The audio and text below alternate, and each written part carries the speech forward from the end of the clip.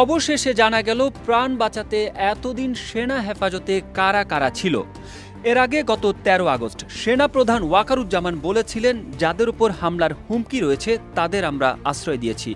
সেনাপ্রধান কথা বলার পর থেকেই সবার কৌতূহল ছিল কারা আছে সেনা হেফাজতে।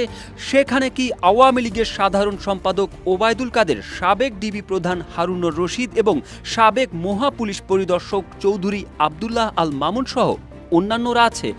আজ সেনাবাহিনীর আন্তঃবাহিনী জনসংযোগ পরিদপ্তর এক বিজ্ঞপ্তির মাধ্যমে জানিয়েছে, গত ৫ আগস্ট পরিস্থিতির অবনতি হলে বিচার বহির্ভূত হত্যাকাণ্ড রোধ, জীবন রক্ষা ও আইনের শাসন সমুন্নত রাখার লক্ষ্যে ২৪ জন রাজনৈতিক ব্যক্তিত্ব, ৫ জন বিচারক, ১৯ জন অসামরিক প্রশাসনের কর্মকর্তা, ২৮ জন পুলিশ অফিসার, ৪৮৭ জন পুলিশের বিভিন্ন পর্যায়ের সদস্য, বিভিন্ন পাবলিক বিশ্ববিদ্যালয়ের কর্মকর্তা সহ বিবিধ ১২ জন ও ৫১ জন পরিবার পরিজন সহ সর্বমোট ৬২৬ জনকে বিভিন্ন সেনানিবাসে আশ্রয় প্রদান করা হয়।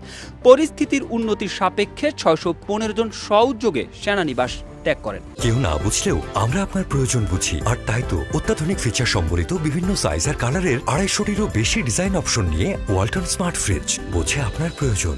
বিচার বহির্ভূত হত্যাকাণ্ড রোধ, জীবন রক্ষা ও আইনের শাসন সমুন্নত রাখার লক্ষ্যে সেনাবাহিনী যাদেরকে আশ্রয় দিয়েছিলেন তাদের মধ্যে পুলিশের সংখ্যাই সবচেয়ে বেশি।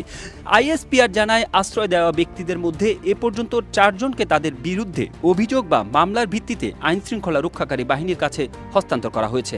বর্তমানে ৩ জন ও তাদের পরিবারের ৪ জন সদস্য সহ মোট ৭ জন সেনানিবাসে অবস্থান করছেন। এক্ষেত্রে সেনাবাহিনীর পক্ষ থেকে সংশ্লিষ্ট মন্ত্রণালয়কে সকল তথ্য দেওয়া হয়েছে।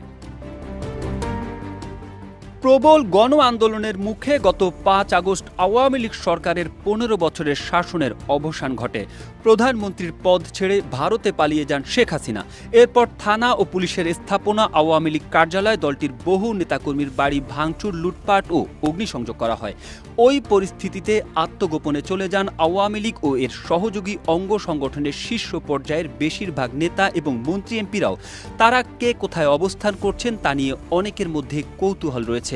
এরই মধ্যে আত্মগোপনে থাকা সাবেক আইনমন্ত্রী আনিসুল হক, সাবেক প্রধানমন্ত্রীর বেসরকারি শিল্প ও বিনিয়োগ বিষয়ক উপদেষ্টা সালমান এফ রহমান, সাবেক ডেপুটি স্পিকার শামসুল হক টুকু, সাবেক প্রতিমন্ত্রী জুনায়েদ আহমেদ পলক সহ বেশ কয়েকজনকে গ্রেপ্তার করার কথা জানিয়েছে পুলিশ। তাদের বিরুদ্ধে মামলাও হয়েছে।